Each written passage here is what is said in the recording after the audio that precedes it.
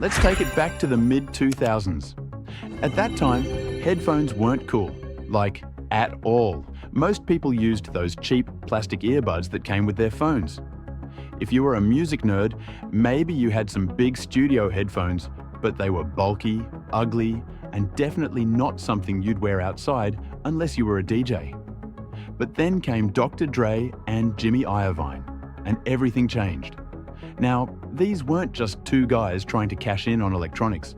Dre was already a hip-hop icon. The guy basically helped shape modern rap. NWA, Snoop Dogg, Eminem, 50 Cent, the list goes on. And Jimmy Iovine, music industry mogul. He'd worked with Bruce Springsteen, U2, Tupac, even co-founded Interscope Records. So yeah, they knew music. But more importantly, they understood culture. In 2008, they launched Beats by Dr. Dre. And let me be clear, these headphones weren't built for audio purists. They weren't trying to sound neutral or true to the mix. Beats were designed to sound exciting. The bass was heavy, the mids were forward, and the treble was crisp. It was like bringing the club into your ears. These headphones weren't just for listening to music. They were a statement piece. The price? $300. Yeah, $300. Reviewers were not impressed.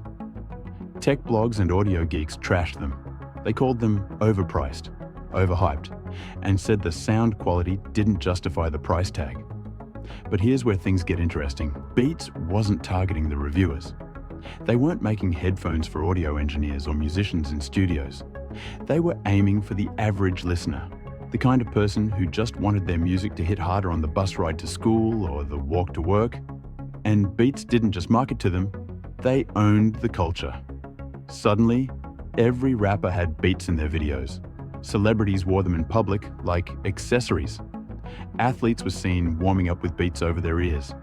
In fact, during the 2012 London Olympics, Beats pulled off one of the boldest marketing moves ever. They couldn't be an official sponsor because companies like Samsung and Panasonic already had those spots. So what did they do? They gave free Beats headphones to athletes from every country. And guess what? The athletes wore them, on camera, in front of millions. Boom, global exposure for free. Beats made headphones cool.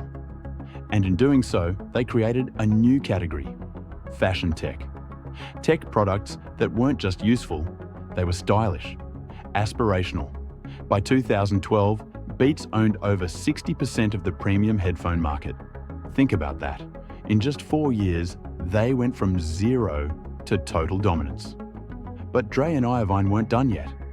Behind the scenes, they were working on something bigger. I said, yeah, that's great, but we can do something better and different. And again, he was right about it. Beats Music, a new streaming platform focused on curated playlists and human recommendations. Not just cold algorithms, but music handpicked by real people. They wanted to bring soul back into the digital listening experience. Meanwhile, Apple was struggling. iTunes was outdated. Spotify was taking over. Apple needed to step up, and fast. So in 2014, Apple made a bold move. They bought Beats for $3 billion. That was Apple's largest acquisition ever at the time. Everyone thought it was about the headphones. But really, it was about the people and the platform. With that deal, Apple didn't just get Beats hardware. They got the cultural capital of Dr. Dre and Jimmy Iovine. They got a head start on their own music streaming service. Beats Music became the backbone of what we now know as Apple Music. After the acquisition, Beats products got better. The sound was refined, the designs got more premium, and they started integrating with Apple tech. But the essence of Beats stayed the same: bold, stylish, and unapologetically bass-heavy. Even now, years later, you'll still see Beats everywhere, especially in pop culture. TikTok videos, NBA tunnels, music videos. And they've continued to collaborate with celebrities and athletes, keeping the brand alive in the mainstream. So what's the legacy here? Beats didn't just sell headphones, they sold an image, a vibe, an emotion. They proved that in the tech world, cool matters. You can have the best specs in the world, but if people don't feel something when they use your product, it won't catch on, and they change the game for everyone else.